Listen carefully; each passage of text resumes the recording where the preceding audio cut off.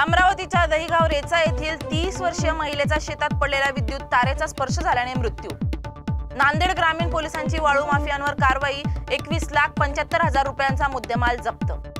रायगड, रत्नागिरी, गोंदिया, चंद्रपूर, भंडारा आणि गडचिरोली जिल्ह्यासह पुणे घाट आणि सातारा घाट या ठिकाणी आज रेड अलर्ट।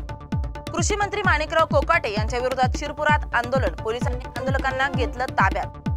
मनसेकडून दहिसर टोल नाका परिसरातील खड्ड्यांवर अनोखं आंदोलन, रस्त्यावरील खड्ड्यात जाळं टाकून गाजर, लॉलीपॉप, केळी पकडण्याचा प्रयत्न करत प्रशासनाचा निषेध।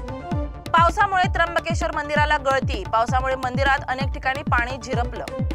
अजित पवारांचा मोठा निर्णय, राष्ट्रवादीचे नेते सूरज चव्हाणांसाठी राष्ट्रवादीचे दरवाजे बंद।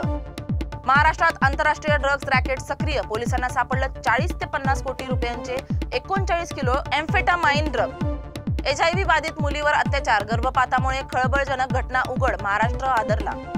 मुख्यमंत्री देवेंद्र फडणवीस आणि केंद्रीय अर्थमंत्री निर्मला सीतारामन यांची भेट।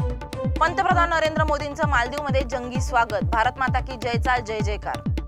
उपमुख्यमंत्री एकनाथ शिंदेंच्या काळातील खात्यांच्या बिलांची पडताळणी होणार, महादेव मुंडेंच्या कुटुंबाचे भर पावसात रास्ता रोको आंदोलन। भेटीआधी विजय घाटगेंचा अजित पवारांना प्रश्न, दादा आमचं काय चुकलं?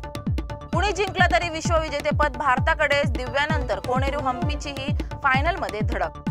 मुंबई महापालिका निवडणुकीपूर्वी राज ठाकरेंची महत्त्वपूर्ण बैठक। मुख्यमंत्री फडणवीस आणि अमित शहांची भेट, 25 मिनिटं बैठक पार पडली। मराठी न बोलल्यास भोकं पडतील का? मराठी भाषेबद्दल केतकी चितळेंचं वादग्रस्त वक्तव्य।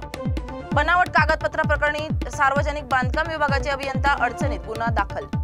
केंद्र सरकारने 25 अडल्ट OTT प्लॅटफॉर्म्सवर घातली बंदी।